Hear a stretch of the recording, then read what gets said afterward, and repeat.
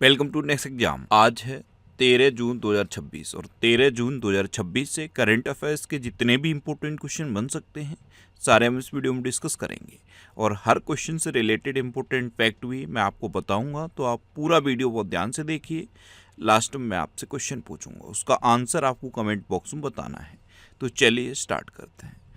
पहला क्वेश्चन है, हाल ही में एल्बिनिज्म जागरूकता दिवस कब मनाया गया है? तो ये 13 जून को मनाया जाता है, एल्बिनिज्म जागरूकता दिवस। इसे अंतर्राष्ट्रीय एल्बिनिज्म जागरूकता दिवस भी कहते हैं। तो इस क्वेश्चन का बी ऑप्शन सही है। एल्बिनिज्म क्या होता है? ये रंगहीनता होती है। आपने देखा होगा कुछ लोगों की जो स्किन होती है वो एक लोग बिल्कुल वाइट हो जाती है, जो बालों का रंग होता है वो भी वाइट हो जाता है। ये एक तरह की रंगहीनता होती है और ये आनुवांशिक होती है, जन्म से ही होती है। तो एल्बिनिज्म जागरूकता दिवस ऐसे लोगों के प्रति जो भेदभाव होता है उसे समाप्त करने के लिए और इस आनुवांशिक स्थिति के बारे में वैश्विक स्तर पर जागरूकता फैलाने के लिए 13 जून को एल्बिनिज्म जागरूकता दिवस मनाया जाता है। अच्छा, ये एल्बिनिज्म जागरूकता दिवस है, इसी से मिलता जुलता सेम साउंड करता है शब्द ऑटिज्म। आप आंसर बताओ, ऑटिज्म दिवस कब मनाया जाता है? वर्ल्ड ऑटिज्म डे कब मनाया जाता है? कमेंट बॉक्स में बताओ। अभी 1 जून को विश्व दुग्ध दिवस मनाया गया और राष्ट्रीय दुग्ध दिवस 26 नवंबर को मनाया जाता है। ये जो विश्व दुग्ध दिवस मनाया गया है इसकी थीम है महिला किसानों का सम्मान। 2 जून को अंतर्राष्ट्रीय यौनकर्मी दिवस और तेलंगाना स्थापना दिवस मनाया गया। 3 जून को विश्व साइकिल दिवस मनाया गया। 4 जून को आक्रामकता के शिकार निर्दोष बच्चों का अंतर्राष्ट्रीय दिवस मनाया गया। 5 जून को विश्व पर्यावरण दिवस मनाया गया और विश्व पर्यावरण दिवस की इस बार थीम क्या थी? Inspired by nature for climate for our future. 6 जून को विश्व कीट जागरूकता दिवस मनाया गया। 7 जून को विश्व खाद्य सुरक्षा दिवस मनाया गया। 8 जून को विश्व महासागर दिवस मनाया गया और इस बार के विश्व महासागर दिवस की थीम क्या थी? Strong marine protected areas for our blue planet. 9 जून को अंतर्राष्ट्रीय अभिलेखागार दिवस मनाया गया। 10 जून को दृष्टिदान संकल्प दिवस मनाया गया। 11 जून को अंतर्राष्ट्रीय खेल दिवस मनाया गया और 12 जून को बाल श्रम निषेध दिवस मनाया गया। तो जून में अब तक इतने इम्पोर्टेंट डे बनाए गए हैं, ये आपको याद रखने हैं। और मैं आपको बोलता हूँ, डेली मॉर्निंग में उठकर सबसे पहले अपने लिए एक टारगेट फिक्स करो, चाहे छोटा सा ही टारगेट फिक्स करो, लेकिन डेली मॉर्निंग में उठकर सबसे पहले अपने लिए एक टारगेट फिक्स करो और फिर अपना पूरा दिन उस टारगेट को अचीव करने में लगा दो। आपकी लाइफ ऑटोमेटिकली अच्छी हो जाएगी। नेक्स्ट क्वेश्चन है, हाल ही में सौर ऊर्जा से संचालित चरखों के संचालन को मान्यता देने और बढ़ावा देने वाला भारत का पहला राज्य कौन सा बन गया है? तो सौर ऊर्जा से संचालित जो चरखे हैं उनको मान्यता देना और बढ़ावा देने वाला भारत का पहला राज्य उत्तर प्रदेश बन गया है। तो उस क्वेश्चन का सी ऑप्शन सही है। अब उत्तर प्रदेश बना है ना, तो ये है मैप में उत्तर प्रदेश। उत्तर प्रदेश की कैपिटल क्या है? लखनऊ।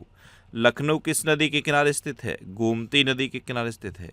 ये यूनेस्को की क्रिएटिव सिटी ऑफ गैस्ट्रोनॉमी में शामिल होने वाला दूसरा भारतीय शहर भी है। अच्छा, एआई नियंत्रित स्मार्ट पावर ग्रिड का उद्घाटन लखनऊ में हुआ था। राष्ट्र पेड़ा स्थल का उद्घाटन लखनऊ में हुआ था। और बताऊं लखनऊ के बारे में आपको, सोलर रूफटॉप के इंस्टॉलेशन के मामले में पूरे उत्तर प्रदेश में लखनऊ नंबर 1 पे है। एक और क्वेश्चन बताया था मैंने आपको, उत्तर प्रदेश का पहला प्राइवेट रेलवे स्टेशन लखनऊ का गोमती नगर रेलवे स्टेशन बना है। एक और क्वेश्चन बताऊं, टाइटेनियम और सुपर अलॉय मटेरियल प्लांट का उद्घाटन लखनऊ में हुआ था और किसने किया था? रक्षा मंत्री राजनाथ सिंह ने। एक और क्वेश्चन, चौधरी चरण सिंह जी के नाम पर एक सीड पार्क बनेगा लखनऊ में। शुभांशु शुक्ला के नाम पर लखनऊ में एक सड़क का नाम रखा गया है। इंदिरा गांधी नक्षत्रशाला लखनऊ में है। चिकिन कारीगरी हथकरघा उद्योग के लिए लखनऊ प्रसिद्ध है। मॉडर्न बेकरी लखनऊ में है। और सिडबी का नाम सुना है? Small industries development bank of India, SIDBI, उसका हेडक्वार्टर लखनऊ में है। और उत्तर प्रदेश भूमि सुधार निगम का हेडक्वार्टर भी लखनऊ में है। लखनऊ के बारे में इतने क्वेश्चन याद रखो। उत्तर प्रदेश की चीफ मिनिस्टर हैं योगी आदित्यनाथ और उत्तर प्रदेश की गवर्नर हैं आनंदीबेन पटेल। उत्तर प्रदेश दिवस कब मनाया जाता है? 24 जनवरी को। उत्तर प्रदेश का राजकीय पशु है बारहसिंगा, राजकीय पक्षी है सारस या क्रोच, राजकीय पुष्प है पलाश और राजकीय वृक्ष है अशोक का वृक्ष। अच्छा, राजकीय नृत्य क्या है? कथक। उत्तर प्रदेश की राजधानी से भी क्वेश्चन बनता है। पहले इसकी राजधानी आगरा थी, फिर प्रयागराज हुई और फिर लखनऊ हुई। एक क्वेश्चन ये पूछा जाता है कि प्रयागराज यानी कि इलाहाबाद से लखनऊ कब हुई, तो ये 1921 में हुई। उत्तर प्रदेश का सबसे उच्चतम बिंदु क्या है? अमसोट चोटी। उत्तर प्रदेश में गुप्त गोदावरी गुफाएं हैं, ये कहाँ पे हैं? चित्रकूट में है। ये उत्तर प्रदेश का राजकीय चिन्ह है। इससे कई क्वेश्चन बनते हैं। पहला क्वेश्चन, ये कब स्वीकार किया गया? ये 1938 में स्वीकार किया गया। इसमें ये धनुष बाण बना है, ये किसका प्रतीक है? ये भगवान राम का प्रतीक है। ये जो काले रंग की दो धाराएं दिख रही जो आपस में मिल जा रही हैं, ये किसकी प्रतीक हैं? ये गंगा यमुना की प्रतीक हैं। ये मछलियां हैं, ये किसकी प्रतीक हैं? ये अवध के नवाबों की प्रतीक है। अच्छा, उत्तर प्रदेश का एक चरकुला नृत्य बहुत एग्जाम में पूछा जाता है। ये होली के तीसरे दिन होता है और उत्तर प्रदेश के ब्रज क्षेत्र में होता है। इसमें महिलाएं इस तरह का ये चरकुला अपने सर पर रख के नृत्य करती हैं। इसमें कई लेयर में जलते हुए दीपक रखे होते हैं, इसे चरकुला कहते हैं। इसको सर पर महिलाएं रखती हैं और फिर नृत्य करती हैं। कब होता है ये? होली के तीसरे दिन। अच्छा, एक और नृत्य पूछा जाता है, ढेडिया नृत्य। वो उत्तर प्रदेश के अवध क्षेत्र में होता है। वो भगवान राम जब वापस अयोध्या आए थे उसका प्रतीक है। अच्छा, अभी उत्तर प्रदेश में प्रोजेक्ट गंगा शुरू किया गया। और प्रोजेक्ट गंगा क्यों शुरू किया गया है? उत्तर प्रदेश के ग्रामीण क्षेत्र में हाई स्पीड इंटरनेट पहुंचाने के लिए शुरू किया गया है। उत्तर प्रदेश के सुरहा ताल को स्वामी रामसर साइट घोषित किया गया है और इसे जयप्रकाश नारायण पक्षी अभ्यारण्य भी कहते हैं।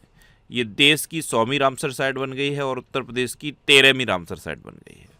उत्तर प्रदेश के लखनऊ में एक ओपन एयर नौसेना संग्रहालय, नौसेना शौर्य वाटिका का उद्घाटन किया गया। कृषि मंत्रालय द्वारा 2 दिवसीय कृषि कार्यक्रम फ्रूट होराइजन 2026 का आयोजन लखनऊ में किया गया। भारत का पहला एकीकृत बासमती और जैविक प्रशिक्षण केंद्र ये उत्तर प्रदेश के पीलीभीत में स्थापित किया जा रहा है। प्रधानमंत्री मोदी ने हरदोई में उत्तर प्रदेश के सबसे लंबे एक्सप्रेसवे का उद्घाटन किया और इसका नाम पता है क्या है? गंगा एक्सप्रेसवे। इसकी लंबाई बताई थी मैंने आपको, कितनी है? 594 किलोमीटर। ये चीज़ें माइंड में आनी चाहिए। ये किन 2 शहरों को कनेक्ट करता है? तो ये प्रयागराज को मेरठ से कनेक्ट करता है। इसका सबसे लंबा हिस्सा हरदोई में है और यहीं इसका उद्घाटन हुआ है। इसका 3.5 किलोमीटर लंबा हिस्सा ऐसा है जो एयरफोर्स के फाइटर जेट के उतरने लायक है। तो कहाँ पे है वो शाहजहाँपुर में है। और इसको कहाँ तक एक्सटेंड करने की योजना बनाई गई है? हरिद्वार तक इसे एक्सटेंड किया जाएगा। अच्छा, उत्तर प्रदेश में दुधवा नेशनल पार्क है, कतर्निया घाट वाइल्ड लाइफ सेंचुरी है और पीलीभीत टाइगर रिजर्व है। जो दुधवा नेशनल पार्क है ना, वो यहाँ पे है लखीमपुर खीरी में। और लखीमपुर खीरी उत्तर प्रदेश का सबसे बड़ा जिला है। इसका क्षेत्रफल कितना है? 7,680 वर्ग किलोमीटर। देखो, उत्तर प्रदेश गन्ना, गेहूं, दूध, आलू, सब्जी और कुल खाद्यान्न के उत्पादन में पूरे देश में नंबर 1 पे है। नेक्स्ट क्वेश्चन है, प्रधानमंत्री मोदी किस देश के नई शहर में भारत इनोवेट शिखर सम्मेलन का उद्घाटन करेंगे?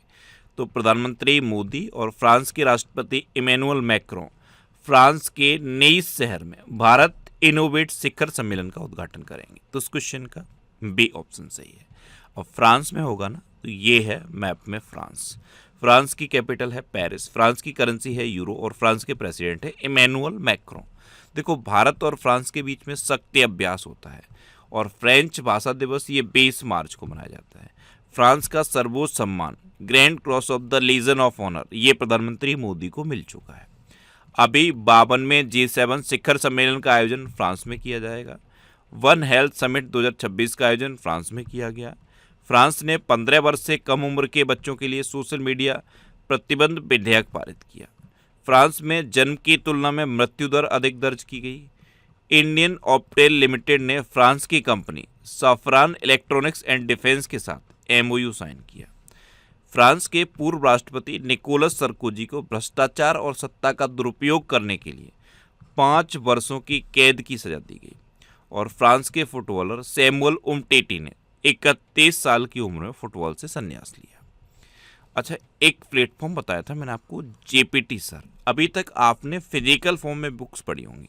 इसमें क्या है, सारी बुक्स को AI बुक्स में कन्वर्ट किया जा रहा है। जितनी भी बुक्स हैं ऑलमोस्ट सारी बुक्स को AI बुक्स में कन्वर्ट किया जा रहा है। चाहे उस बुक का प्राइस 300 हो, 400 हो, 200 हो, 100 हो, हर AI बुक का प्राइस इसमें सिर्फ 99 रुपीज़ रखा गया है। और एआई बुक का मतलब क्या है, एआई के जितने भी फीचर हैं, चैट जीपीटी के जितने भी फीचर हैं या फिर जेमिनाई के जितने भी फीचर हैं, वो सारे फीचर इस बुक में हैं। सपोज अगर आपको कोई टॉपिक समझ में नहीं आता तो आप कमांड दो कि इस टॉपिक को मुझे इजी वे में समझाओ, ये बुक आपको इजी वे में वो टॉपिक समझाएगी। आप कमांड दो कि मुझे इस टॉपिक से जितने भी क्वेश्चन एग्जाम में पूछे गए सारे बताओ, तो वो बुक आपको सारे क्वेश्चन देगी और उसका आंसर भी देगी। ये एआई बुक्स है, ये नया इनोवेशन है, ये एक प्लेटफॉर्म है जेपीटी सर। आप इस क्यूआर कोड को स्कैन करो, इस क्यूआर कोड को स्कैन करो, आपको हर बुक सिर्फ 99 रुपीज़ में मिल जाएगी और आपको 99 में नहीं लिखनी है। ये जब आप क्यूआर कोड स्कैन करोगे तो ऑटोमेटिकली नेक्स्ट एग्जाम का कोड अप्लाई हो जाएगा और 10% डिस्काउंट आपको मिल जाएगा। तो अगर कोई बुक आपको टफ लगती है, कोई टॉपिक टफ लगता है, तो एक बार इस ट्राई करो, इस प्लेटफॉर्म को ट्राई करो।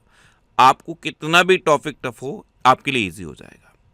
नेक्स्ट क्वेश्चन है, हाल ही में शहर के नगर निगम ने स्ट्रीट फूड वेंडर्स के लिए अनिवार्य क्यूआर कोड आधारित खाद्य सुरक्षा और स्वच्छता निगरानी प्रणाली शुरू की है। तो ये किस शहर के नगर निगम ने की है? ये अहमदाबाद नगर निगम ने की है। तो इस क्वेश्चन का सी ऑप्शन सही है। जितने भी फूड वेंडर हैं, स्ट्रीट फूड वेंडर, उनके लिए अनिवार्य क्यूआर कोड है और ये खाद्य सुरक्षा के लिए है। तो ये अहमदाबाद नगर निगम ने किया है। नेक्स्ट क्वेश्चन है, भारत ने दिनेश त्रिवेदी को किस देश में अपना उच्चायुक्त नियुक्त किया? तो ये दिनेश त्रिवेदी हैं और इनको बांग्लादेश में भारत ने अपना नया उच्चायुक्त नियुक्त किया है। तो इस क्वेश्चन का डी ऑप्शन सही है। अब बांग्लादेश में किया है ना, तो ये है मैप में बांग्लादेश। बांग्लादेश की कैपिटल है ढाका, बांग्लादेश की करेंसी है टका और बांग्लादेश के प्राइम मिनिस्टर हैं तारिक रहमान। अच्छा, भारत और बांग्लादेश के बीच में संप्रीति एक्सरसाइज होती है। तमीम इकबाल को बांग्लादेश के क्रिकेट बोर्ड का अध्यक्ष चुना गया। परमाणु ऊर्जा का उपयोग करके बिजली पैदा करने वाला दुनिया का 33वां देश बांग्लादेश बना। दिनेश त्रिवेदी को बांग्लादेश में भारत का उच्चायुक्त नियुक्त किया गया है। बांग्लादेश ने SAFF अंडर-20 चैंपियनशिप 2026 का खिताब जीता। 26 मार्च को बांग्लादेश का स्वतंत्रता दिवस मनाया गया। बांग्लादेश संयुक्त राष्ट्र जल सम्मेलन में शामिल होने वाला पहला दक्षिण एशियाई देश बना। बांग्लादेश की प्रसिद्ध लोक गायिका फरीदा परवीन का निधन हुआ और भारत ने भूमि और समुद्री बंदरगाहों के माध्यम से बांग्लादेश से जूट आयात पर प्रतिबंध लगाया। नेक्स्ट क्वेश्चन है, हाल ही में स्वप्न दास गुप्ता को किस राज्य का वित्त मंत्री नियुक्त किया गया है? किस राज्य का वित्त मंत्री? तो ये पश्चिम बंगाल के वित्त मंत्री बने हैं स्वप्न दास गुप्ता। तो उस क्वेश्चन का बी ऑप्शन सही है। अब पश्चिम बंगाल, तो ये है मैप पे पश्चिम बंगाल। पश्चिम बंगाल की कैपिटल क्या है? कोलकाता। और कोलकाता किस नदी किनारे स्थित है? हुगली नदी किनारे स्थित है। पश्चिम बंगाल के चीफ मिनिस्टर हैं शुभेंदु अधिकारी और पश्चिम बंगाल के गवर्नर हैं RN रवि। देश में चावल का सबसे बड़ा उत्पादक राज्य है पश्चिम बंगाल। पश्चिम बंगाल के नोलैंड गुड संदेश को जीआई टैग मिला। सुंदरवन के शहद को जीआई टैग मिला। काला नूनिया चावल को जीआई टैग मिला और कादियाल साड़ियों को जीआई टैग मिला। आयुष्मान भारत प्रधानमंत्री जन आरोग्य योजना को लागू करने वाला 36वां राज्य पश्चिम बंगाल बना है। अच्छा, ऋतुव्रत बनर्जी ये पश्चिम बंगाल विधानसभा की नेता प्रतिपक्ष बने। दुनिया का सबसे बड़ा दही उत्पादन प्लांट ये कोलकाता में लगाया जाएगा। भारत सरकार द्वारा अंतर्राष्ट्रीय योग दिवस 2026 समारोह के मुख्य मेजबान शहर के रूप में कोलकाता की घोषणा की गई। पश्चिम बंगाल सरकार ने अवैध प्रवासियों के लिए होल्डिंग सेंटर स्थापित करने का आदेश दिया और पश्चिम बंगाल सरकार ने ओलंपिक स्वर्ण पदक विजेताओं के लिए 8 करोड़ रुपए के नगद पुरस्कार और सीधे DSP स्तर की नौकरी की घोषणा की है। नेक्स्ट क्वेश्चन है, किस देश के पूर्व राष्ट्रपति को 23 वर्ष कारावास की सजा सुनाई गई है? तो ये दक्षिण कोरिया के राष्ट्रपति जो पूर्व राष्ट्रपति थे यून सुक योल, उनको सजा सुनाई गई है 23 वर्ष के कारावास की। तो उस क्वेश्चन का सी ऑप्शन सही है। अब साउथ कोरिया, तो ये है मैप में साउथ कोरिया। ये जो ग्रीन कलर में दिख रहा है ना, ये साउथ कोरिया है। साउथ कोरिया कैपिटल है सियोल। साउथ कोरिया की करेंसी है साउथ कोरियन वॉन और साउथ कोरिया के प्रेसिडेंट हैं ली जे म्यूंग। अभी हान सेयोंग सुक को साउथ कोरिया का प्रधानमंत्री नामित किया गया। दक्षिण कोरिया के रोबोट भिक्षु गाबी ने बौद्ध दीक्षा ली। डेनमार्क में आयोजित उबेर कप 2026 का खिताब दक्षिण कोरिया ने जीता। अमेरिका और दक्षिण कोरिया के बीच एक बड़ा संयुक्त सैन्य अभ्यास फ्रीडम शील्ड हुआ। दक्षिण कोरिया के पूर्व राष्ट्रपति यून सुक योल को पहले उम्र कैद की सजा सुनाई गई थी, अभी इनको 23 साल की सज़ा सुनाई गई है। ये भी सज़ा सुनाई जा चुकी है और ये फिर सुनाई गई है। अमेरिका और दक्षिण कोरिया के बीच वडे स्क्वाड्रन नामक संयुक्त हवाई अभ्यास हुआ और दक्षिण कोरिया की फर्स्ट लेडी रही किम क्योन को 20 महीने की सज़ा हुई है। अच्छा, ये मई 2026 के टॉप 100 करंट अफेयर्स के क्वेश्चन का वीडियो है। ये वीडियो आपको यूट्यूब पर फैक्ट स्टडी चैनल पर मिलेगा, तो यूट्यूब पर फैक्ट स्टडी सर्च करके आप इस वीडियो को देख सकते हो। नेक्स्ट क्वेश्चन है, हाल ही में जसपाल राणा का निधन हुआ है, वे कौन थे? तो ये एक शूटर थे और अभी इनका निधन हो गया। तो इस क्वेश्चन का सी ऑप्शन सही है। ये थे जसपाल सिंह राणा और अभी इनका निधन हुआ है। नेक्स्ट क्वेश्चन है, किस देश के क्रिकेटर केन विलियमसन ने अंतर्राष्ट्रीय क्रिकेट से संन्यास लिया? तो ये न्यूजीलैंड के क्रिकेटर हैं केन विलियमसन। इन्होंने अभी अंतर्राष्ट्रीय क्रिकेट से संन्यास ले लिया। तो इस क्वेश्चन का बी ऑप्शन सही है। नेक्स्ट क्वेश्चन है, किस आईआईटी ने मानव मस्तिष्क स्टेम का दुनिया का सबसे विस्तृत 3D एटलस जारी किया है? तो ये आईआईटी मद्रास ने किया है। तो इस क्वेश्चन का ए ऑप्शन सही है। अभी दिल्ली सरकार ने वायु प्रदूषण को कम करने के लिए स्मॉग एटिंग सतहों के परीक्षण के लिए आईआईटी मद्रास के साथ समझौता किया। आईआईटी मद्रास ने दुबई में एआई इनोवेशन सेंटर लॉन्च किया। कोरोमंडल ने अनुसंधान केंद्र के लिए आईआईटी मद्रास के साथ साझेदारी की। इंडिया एआई मिशन ने आईआईटी मद्रास के साथ मिलकर चेन्नई में ग्लोबल एआई कॉन्क्लेव का आयोजन किया। एनसीईआरटी ने एडटेक और अनुसंधान को बढ़ावा देने के लिए आईआईटी मद्रास के साथ एमओयू साइन किया। कोल इंडिया लिमिटेड ने आईआईटी मद्रास के साथ सतत ऊर्जा केंद्र की स्थापना के लिए समझौता किया। आईआईटी मद्रास ने कॉन्टैक्टलेस पेमेंट के लिए रिंग 1 लॉन्च की। भारत ने आईआईटी मद्रास को संयुक्त राष्ट्र एआई उत्कृष्टता केंद्र के रूप में नामित किया। NIRF रैंकिंग 2025 में आईआईटी मद्रास टॉप पर रहा। आईआईटी मद्रास के परिसर में भारतीय नौसेना अनुसंधान प्रकोष्ठ अग्निशोध की स्थापना की गई। आईआईटी मद्रास ने भारत की सबसे हल्की व्हीलचेयर YD1 लॉन्च की और आईआईटी मद्रास ने स्वदेशी अंतरिक्ष चिप IRIS विकसित की है। ये आईआईटी मद्रास से रिलेटेड अभी तक जितने भी क्वेश्चन बने हैं सारे मैंने यहाँ पे लिख दिए हैं। अच्छा, ये करंट अफेयर्स की बुक है, इसका ये 13वां एडिशन है और 13वां एडिशन हिंदी और इंग्लिश दोनों लैंग्वेज में अवेलेबल है। इसके अलावा ये और बुक्स हैं। ये सारी बुक्स आपको आपके सिटी में मिलेंगी और सिटीज़ की लिस्ट मैंने यहाँ पे दे दी है। इस लिस्ट में आप अपने सिटी का नाम देखो और आपके सिटी के नाम के आगे जिस भी बुक शॉप का नाम दिया है आप उस पर कॉन्टैक्ट करो, आपको ये बुक्स मिल जाएंगी। नेक्स्ट क्वेश्चन है, हाल ही में किसे तुर्की गणराज्य में भारत का राजदूत नियुक्त किया गया? तो ये रुद्र गौरव श्रेष्ठ को नियुक्त किया गया। तो इस क्वेश्चन का सी ऑप्शन सही। ये है रुद्र गौरव श्रेष्ठ, इनको तुर्की में भारत का राजदूत नियुक्त किया गया है। अच्छा, अभी इंद्रप्रस्थ गैस लिमिटेड के नए प्रबंध निदेशक के रूप में कुमार शंकर को नियुक्त किया गया। भारतीय विद्या भवन का अध्यक्ष बनवारी लाल पुरोहित को नियुक्त किया गया। ज्ञानेंद्र सिंह मलिक को गुजरात का डीजीपी नियुक्त किया गया। अभी उत्तर प्रदेश के डीजीपी राजीव कृष्ण बने, मणिपुर के डीजीपी मुकेश सिंह बने और गुजरात के डीजीपी ज्ञानेंद्र सिंह मलिक बने हैं। भारतीय वायुसेना के अगले उप प्रमुख के रूप में आशुतोष दीक्षित को नियुक्त किया गया। सीबीएसई का अध्यक्ष लोखंडे प्रशांत सीताराम को नियुक्त किया गया।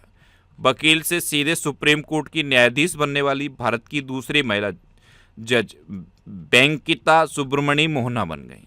यहाँ पे एक क्वेश्चन पूछूं आपसे, कमेंट बॉक्स में आंसर बताना। भारत के तीसरे नंबर के CDS कौन बने? कमेंट बॉक्स में बताओ। नेक्स्ट क्वेश्चन है, किस आईआईटी ने साइबर सिक्योरिटी कोर्स लॉन्च किया है? तो ये एक अंडर ग्रेजुएट कोर्स है, साइबर सिक्योरिटी कोर्स, और इसे आईआईटी कानपुर ने लॉन्च किया है। तो इस क्वेश्चन का बी ऑप्शन सही है। अच्छा, अभी आईआईटी मुंबई ने भारत की सबसे पहली एकीकृत CCUS फील्ड प्रयोगशाला शुरू की।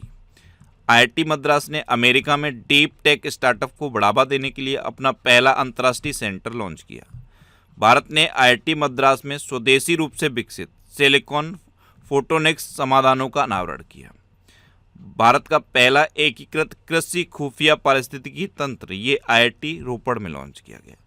आईआईटी मद्रास ने भारत का पहला 3 टीम फुटबॉल ओमेगा वॉल पेश किया और अल्पसंख्यक मंत्रालय ने युवाओं के कौशल विकास को बढ़ावा देने के लिए आईआईटी पटना के साथ समझौता किया। यहाँ भी एक क्वेश्चन पूछूं आपसे, किस आईआईटी ने बांस को ऑटोमोबाइल के उपयोग के लिए बनाया है? किस आईआईटी ने बांस को ऐसा बना दिया है कि उसे ऑटोमोबाइल में उपयोग किया जा सके? कमेंट बॉक्स में बताओ। अब लास्ट वीडियो के क्वेश्चन का आंसर। लास्ट वीडियो में मैंने आपसे क्वेश्चन पूछा था कि किस राज्य सरकार ने प्रोजेक्ट गंगा शुरू किया? तो ये उत्तर प्रदेश सरकार ने शुरू किया, यानी कि इस क्वेश्चन का सी ऑप्शन सही था और लगभग सभी स्टूडेंट ने इसका आंसर सही दिया। मोस्टली स्टूडेंट ने इसके बारे में डिटेल में लिखा। मैं आपको एक बार फिर बोलूँगा, क्वेश्चन के बारे में आपको जितना ज़्यादा से ज़्यादा पता हो आप लिखा करो, क्योंकि जो चीज़ें आप लिख देते हो फिर उन्हें आप कभी नहीं भूलते। कल पहला क्वेश्चन मैंने आपसे पूछा था कि ओजोन दिवस कब मनाया गया? तो 16 सितंबर को मनाया गया। इन्होंने देखो सितंबर के और भी डे लिखने की कोशिश की। दूसरा क्वेश्चन मैंने पूछा था कि हिमालयन मोनाल को किस देश, हिमालयन मोनाल जो उत्तराखंड का राजकीय पक्षी है वो किस देश का राष्ट्रीय पक्षी भी है? तो नेपाल का राष्ट्रीय पक्षी है। तीसरा क्वेश्चन मैंने पूछा था पार्वती अर्गा पक्षी अभ्यारण्य कहाँ है? तो ये उत्तर प्रदेश के गोंडा जिले में है। और फाइनल क्वेश्चन का आंसर क्या था? फाइनल क्वेश्चन का आंसर था उत्तर प्रदेश। इसी तरह से जितने भी क्वेश्चन मैं आपसे पूछता हूँ आप उनका आंसर लिखा करो और कोशिश करो डिटेल में लिखने की। जितना डिटेल में आप लिखोगे उतना बेहतर चीज़ें आपको याद रहेंगी। अच्छा, ये नेक्स्ट एग्जाम का ऑफिशियल व्हाट्सएप चैनल है और ये टेलीग्राम चैनल है। टेलीग्राम पे मैं सारे पीडीएफ पोस्ट करता हूँ, तो अगर आपको करंट अफेयर्स के पीडीएफ डाउनलोड करने हैं तो इस टेलीग्राम चैनल को आप ज्वाइन कर लो। इसे आप इस क्यूआर कोड को स्कैन करके भी ज्वाइन कर सकते हो। अच्छा, ये पिछले 12 महीने के मोस्ट इंपोर्टेंट 1000 करंट अफेयर्स के क्वेश्चन की सीरीज है। ये सीरीज और ये रिवीजन के वीडियो आपको यूट्यूब पर फैक्ट स्टडी चैनल पर मिल जाएंगे। अब आपके लिए रिवीजन के क्वेश्चन। अभी अरुणाचल प्रदेश मंत्रिमंडल ने इनर लाइन परमिट सिस्टम को मंजूरी दी। डीआरडीओ का अध्यक्ष राजेश कुमार सिंह को नियुक्त किया गया। उत्तर प्रदेश के सुरहाताल को भारत का 100वां रामसर साइट घोषित किया गया। शुक्र ग्रह के अध्ययन के लिए भारत ने स्वीडन के साथ वेनस ऑर्बिटर मिशन पर समझौता किया। ज्ञानेंद्र सिंह मलिक को गुजरात का डीजीपी नियुक्त किया गया। 39वें राष्ट्रीय खेल 2027 की मेजबानी मेघालय करेगा। अंडमान निकोबार में पानी के भीतर सबसे बड़ा राष्ट्रीय ध्वज फहराया गया। उत्तर प्रदेश के लखनऊ में एक ओपन एयर नौसेना संग्रहालय, नौसेना सौर्य वाटिका का उद्घाटन किया गया। इंटरनेशनल बिग कैट अलायंस में शामिल होने वाला 26वां सदस्य देश सऊदी अरब बना। जीआई प्रमाणित अदरक की खेती के लिए मिजोरम सरकार ने अदरक मिशन शुरू किया। किर्गिस्तान को पहली बार संयुक्त राष्ट्र सुरक्षा परिषद के लिए चुना गया। भारत के 27वें chief naval staff Krishna Swaminathan बने। केरल में वन्यजीव अपराधों के मैनेजमेंट के लिए डिजिटल सिस्टम हॉक को लॉन्च किया गया। भारत की पुरुष हॉकी टीम ने अंडर 18 एशिया कप जीता। राजीव कृष्ण ये उत्तर प्रदेश के पूर्णकालिक डीजीपी बने। मध्य प्रदेश के चंदेरी में विलुप्त प्राय सफेद गिद्ध मिला, इसे इजिप्शियन वल्चर कहते हैं। मुकेश सिंह को मणिपुर का नया डीजीपी नियुक्त किया गया। आधिकारिक रूप से अरबपति बनने वाले दुनिया के दूसरे फुटबॉलर लियोनेल मेसी बन गए। दुनिया की दूसरी सबसे बड़ी बैटरी ऊर्जा भंडार प्रणाली को गुजरात के खावड़ा में शुरू किया गया और सीबीएसई का अध्यक्ष लोखंडे प्रशांत सीताराम को नियुक्त किया गया। अब आपके लिए आज का क्वेश्चन है 23वें फीफा विश्व कप 2026 का उद्घाटन कहाँ किया गया? 4 ऑप्शन दिए गए हैं, इनमें से आपको अपना आंसर बताना है। और इसके अलावा हम हमारे फेसबुक पेज पर previous year question daily post करते हैं, तो आप फेसबुक पर नेक्स्ट एग्जाम सर्च करके हमारा फेसबुक पेज ज्वाइन कर सकते हैं, क्योंकि प्रीवियस ईयर क्वेश्चन आपको बहुत हेल्प करते हैं। अगर आपको किसी क्वेश्चन में कोई डाउट होता है या आपको अपने करियर से रिलेटेड भी कोई प्रॉब्लम है तो आप इंस्टाग्राम, फेसबुक और एक्स पर इंद्रेश आरसी सर्च करके आप मेरे साथ जुड़ सकते हैं और कोई भी डाउट, कोई भी confusion without any hesitation discuss कर सकते हैं। तो ये था आज का हमारा करंट अफेयर्स का वीडियो। आपको ये वीडियो कैसा लगा प्लीज़ कमेंट बॉक्स में ज़रूर बताना। और अगर अभी तक भी आपने हमारे इस चैनल को सब्सक्राइब नहीं किया है तो इसे आप सब्सक्राइब कर लीजिए। आपको इस चैनल से निश्चित ही मदद मिलेगी। जब भी आपसे सब्सक्राइब करेंगे तो बराबर में एक बेल आइकन बन के आएगा, आप उस बेल आइकन पर जरूर क्लिक कर लें, जिससे कि आपको डेली मॉर्निंग में करंट अफेयर्स की वीडियो मिलती रहे। Next exam always with you. Thanks for watching.